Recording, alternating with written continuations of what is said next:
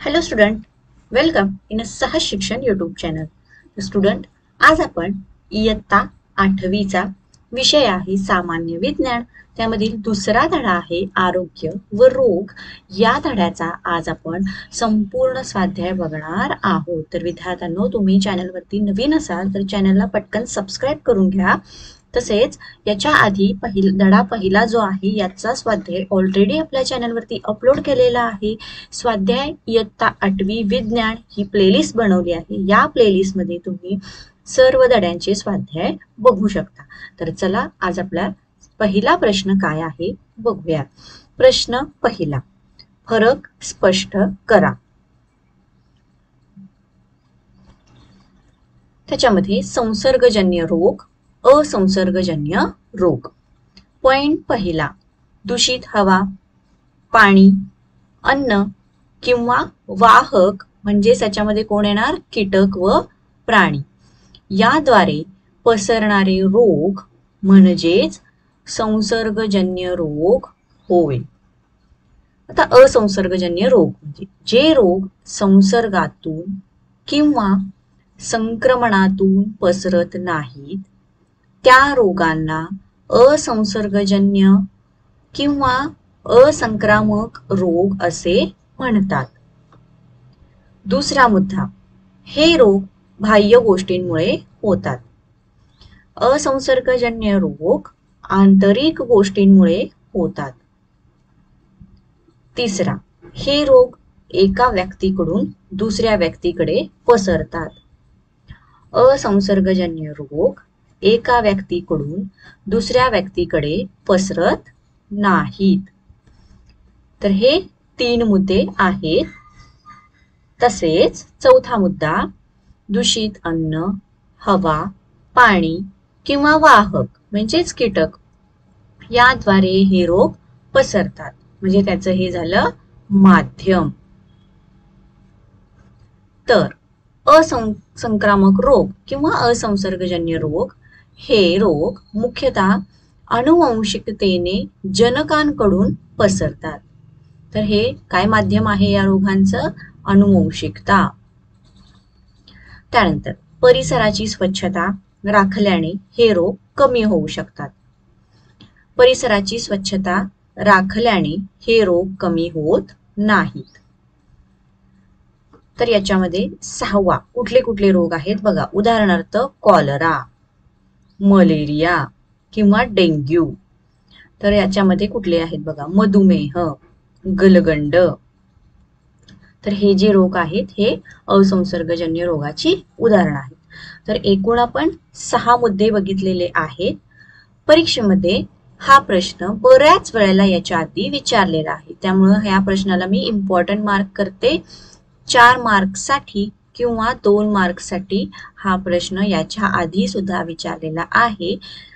त्यामुळे हा जो प्रश्न आहे याचं हे जे उत्तर अगदी व्यवस्थित मी दिलेलं आहे हे तुम्ही प्रिपेअर करायचं आहे. पुढचा प्रश्न बघूयात. दुसरा, वेगळा शब्द ओळख. हिवताप, कावीळ, हत्तीरोग, डेंग्यू. तर याच्यातला वेगळा शब्द जो आहे तो आहे कावीळ. त्याच्यानंतर प्लेग, एड्स, कॉलरा आणि क्षय. तर यातला वेगळा आहे एड्स.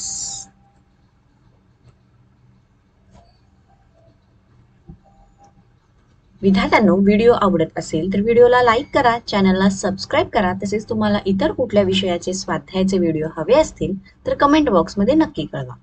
प्रश्न तिसरा, 1 ते 2 वाक्यात उत्तरे द्या. त्यातील प्रश्न संसर्गजन्य रोग पसरविणारे माध्यम कोणते?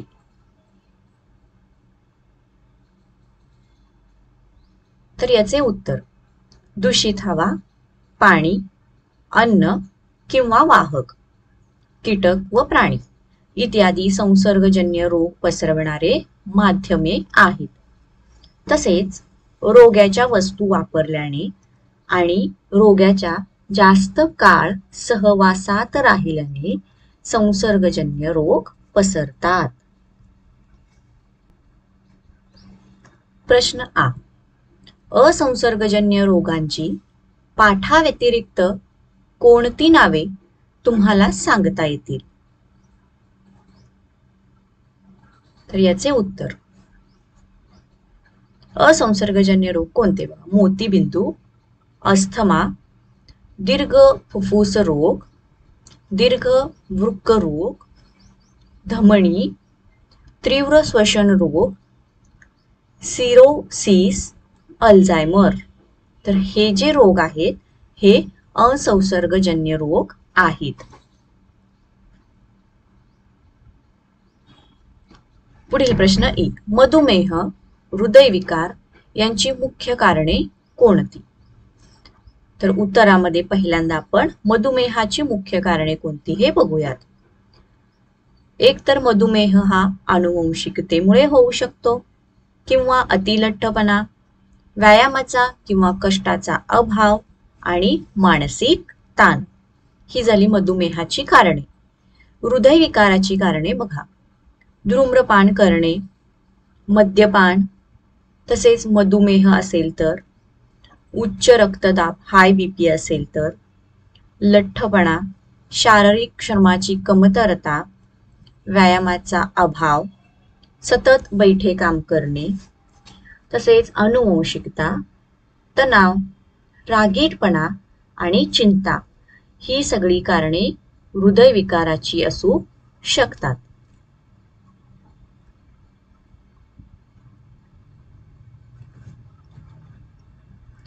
चौथा प्रश्न. तर काय साध्य होईल? तर काय टाळता येईल? तर कोणत्या रोगांना आळा, या ठिकाणी आळा घालता येईल? बघा आता काय प्रश्न आहे. अ. पाणी उकळून व गाळून पिणे. हे केल्यामुळं काय साध्य होईल?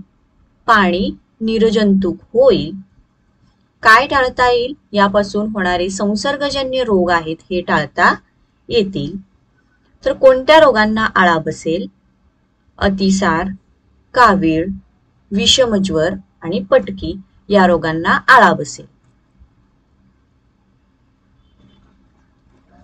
आ. धूम्रपान, मद्यपान न करणे. तर उत्तर बघा. यातून काय साध्य होईल? शरीरातील फुफ्फुसे, यकृत स्वस्थ राहतील. यापासून काय टाळता येईल? असंसर्गजन्य रोग टाळता येतील. आणि यापासून कोणत्या रोगांना आळा बसेल? कर्करोग आणि हृदयविकार या रोगांना आळा बसेल.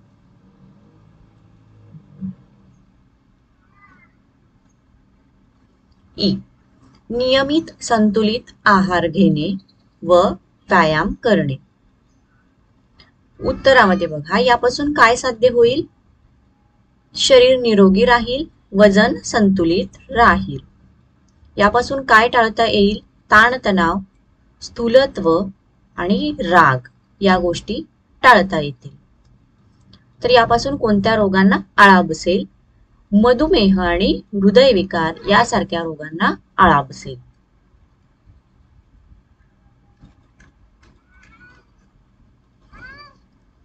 ई. रक्तदानापूर्वी रक्ताची योग्य प्रकारे तपासणी केली तर काय साध्य होईल? रोगाचे निदान होईल. त्यापासून काय टाळता येईल? तर रक्तामार्फत जे पसरवणारे रोग आहेत हे रोग होणार नाहीत, ही गोष्ट टाळता येईल. आणि कोणत्या रोगांना आळा बसेल? तर HIV एड्स, डेंग्यू आणि हत्ती रोग यासारख्या रोगांना आळा बसेल.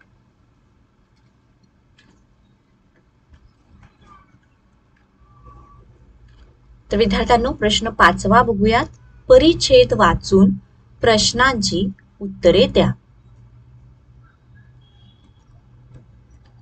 तर हा त्यांनी आपल्याला दिलेला आहे परिच्छेद.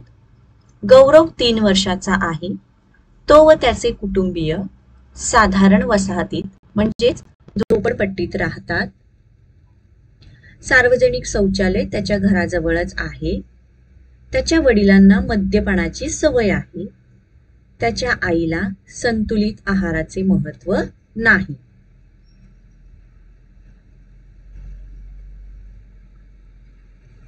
तर यावरचे प्रश्न काय विचारलेले आहेत बघा. वरील परिस्थितीत गौरवला कोणकोणते आजार उद्भवू शकतात? तर या परिस्थितीमध्ये उत्तर बघा. वरील परिस्थितीमध्ये गौरवला विषमज्वर म्हणजेच टायफॉइड, मधुमेह, कर्करोग यांसारखे आजार उद्भवू शकतात. प्रश्न आ. त्याला किंवा त्याच्या पालकांना तुम्ही काय मदत कराल? तर याचे उत्तर आपण कसं दिलं आहे बघा. त्याला व त्याच्या पालकांना स्वच्छतेचे महत्त्व पटवून देऊ व स्वच्छतेच्या अभावामुळे होणाऱ्या रोगांबाबत अधिक माहिती देऊ. सततच्या मद्यपानाने शरीरावर होणारे दुष्परिणाम समजावून सांगू.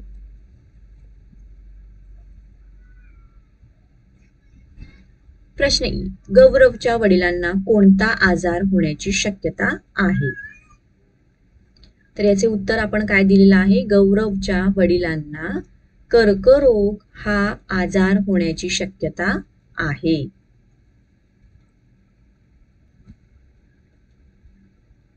पुढचा प्रश्न आहे 6वा. खालील रोगांवर प्रतिबंधात्मक उपाय लिहा.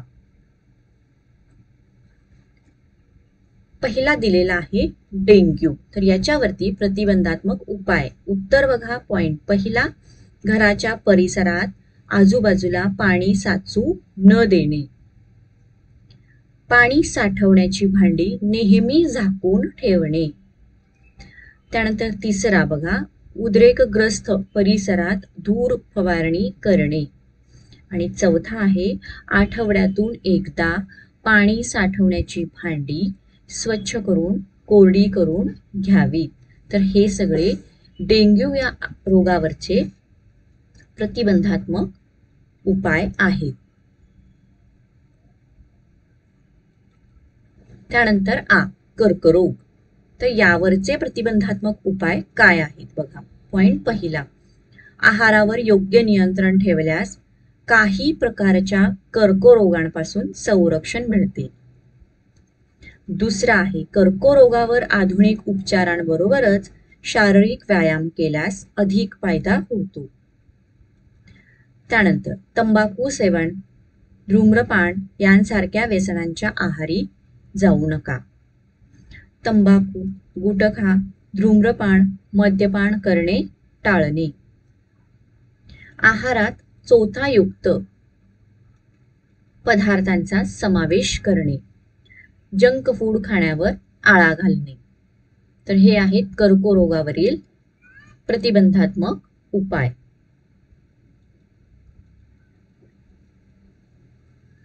त्यानंतर एड्स यावरचे उपाय बघा. सलून मध्ये दाढी करताना नवीन ब्लेड वापरले आहे की नाही याची खात्री करून घ्यावी.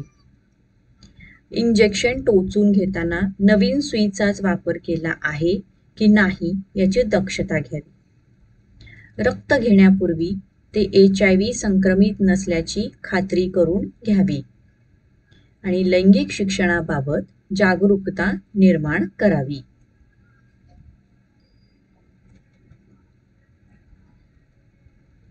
आता विद्यार्थ्यांनो प्रश्न 7वा, महत्त्व स्पष्ट करा. तर विद्यार्थ्यांनो, व्हिडिओ आवडत असेल तर याचा तुम्हाला उपयोग होत असेल तर व्हिडिओला नक्की लाईक करा आणि तुमच्या फ्रेंड्सना सुद्धा नक्की शेअर करा. तर 7वा प्रश्नातला पहिला प्रश्न आपण बघूयात, संतुलित आहार. तर याचं आपल्याला महत्त्व स्पष्ट करण्यास सांगितलं आहे. उत्तरामध्ये बघा, पॉइंट पहिला, संतुलित आहाराने आपले शरीर पूर्ण सक्षमतेने काम करू शकते आणि निरोगी राहते. दुसरा मुद्दा, संतुलित आहारामध्ये विटॅमिन, खनिजे, प्रथिने यांचे प्रमाण योग्य असल्याने शरीराचे पोषण चांगल्या प्रकारे होण्यास मदत होते. तिसरा आहे, संतुलित आहाराने वजन संतुलित राहून अनेक आजारांना आळा घालता येतो.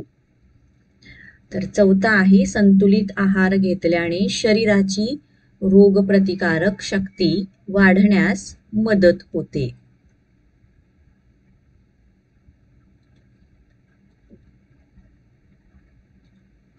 प्रश्न आ. व्यायाम व योगासने. तर याचं उत्तर, रोज व्यायाम केल्यास शरीर तंदुरुस्त राहण्यास मदत होते. व्यायाम व योगासने केल्यामुळे शरीराची रोगप्रतिकारक शक्ती वाढण्यास मदत होते. व्यायामाने मन सकारात्मक बनते, तसेच हाडेही मजबूत राहण्यास मदत होते. व्यायाम व योगासनांमुळे वारंवार सर्दी होणे, खोकला, अपचन, रक्तदाब यांसारख्या आजारांपासून मुक्ती मिळते. आणि 5वा आहे, शरीरातील हाडे मजबूत राहण्यास मदत होते.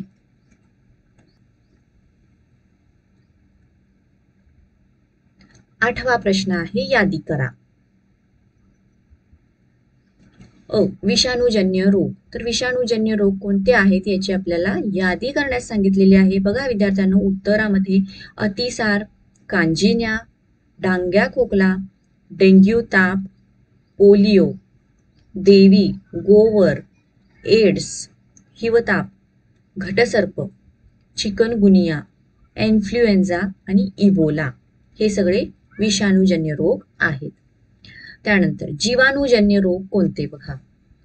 विषमज्वर, पटकी, धनुर्वात, क्षयरोग, कुष्ठरोग, निमोनिया आणि प्लेग हे आहेत जीवाणूजन्य रोग. पुढे कीटकांमार्फत पसरवणारे रोग. मलेरिया, डेंग्यू, प्लेग, चिकनगुनिया आणि हत्ती रोग. त्यानंतर अनुवंशिकतेने येणारे रोग. हृदयरोग, मधुमेह, कर्करोग, स्थूलत्व, ॲनिमिया आणि फायब्रोसिस हे अनुवंशिकतेमुळे येणारे रोग आहेत.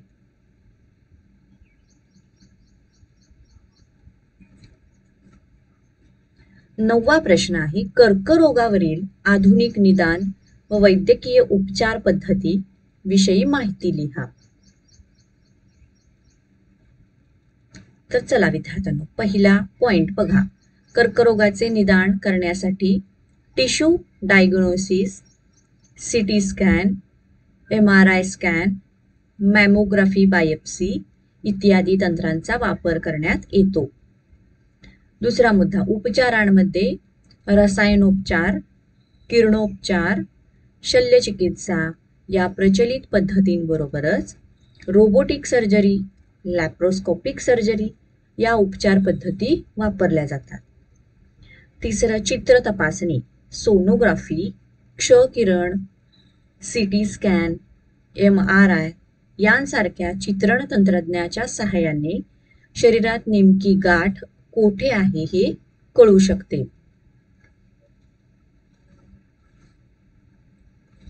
एंडोस्कोपीच्या सहाय्याने स्वरयंत्र, श्वसनलिका, अन्ननलिका, जठर, मूत्राशय यांसारख्या अवयवांचे निरीक्षण करता येते.